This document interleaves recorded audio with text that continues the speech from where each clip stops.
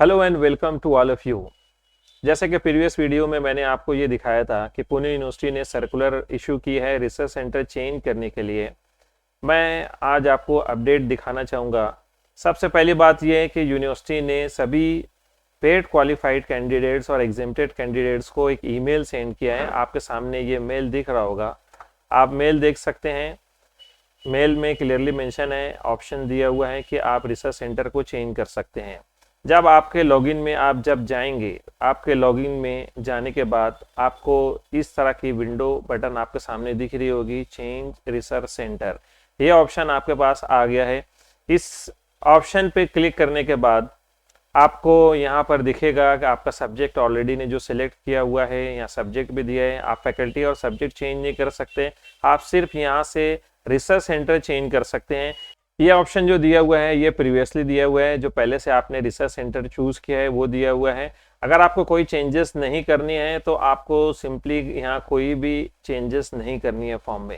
लेकिन आपको research centre change करना है तो आपका डिजायर्ड रिसर्च सेंटर आप यहाँ से चूज कर सकते हैं और अपडेट बटन पे क्लिक कर सकते हैं।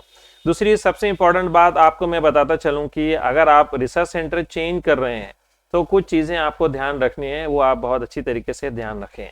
स्टूडेंट्स यहाँ पे कंफ्यूजन हो सकता है। आप देख रहे हैं वेबसाइट पे दो चीज़ें अवेलेबल है, दो लिस्ट अवेलेबल है। सबसे पहले vacant seats for PhD admission available है। उसी तरह दूसरी एक फाइल अवेलेबल है, list of guides and vacant seats for PhD admission. ये चीज़ें, दोनों चीज़ें आपको ध्यान रखनी है। दोनों चीज़ों में आपको ये ध्यान रखना है, अगर आप रिसर्च सेंटर चेंज करने जा रहे हैं तो सबसे पहले आपको देखना है उस सब्जेक्ट में कितनी सीट है। ज़्यादातर स्टूडेंट मिस्टेक ये कर रहे हैं कि वो देख रहे हैं कि उस सब्जेक्ट में कितनी ज़्यादा सीट है, वहाँ वो अप्लाई कर दे रहे। जैसे अगर हम एग्जाम्पल लेंगे कि यहाँ इस केस में देखेंगे कि यहाँ पे एक गाइड का नाम दिया हुआ है, सब्जेक्ट दिया हुआ है और यहाँ सीट दी हुई है। लेकिन इसके साथ में आपको इस फाइल को भी रिफर करना है, that is vacant seats for PhD.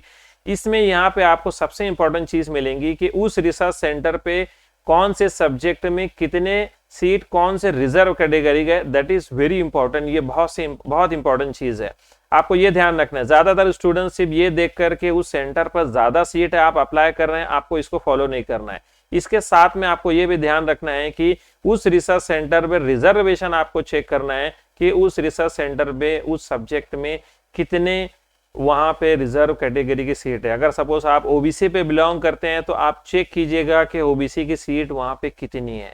आपको सिर्फ और सिर्फ नंबर से आपको नहीं देखना है कि यहाँ नंबर देखकर आपको अप्लाई नहीं करना है।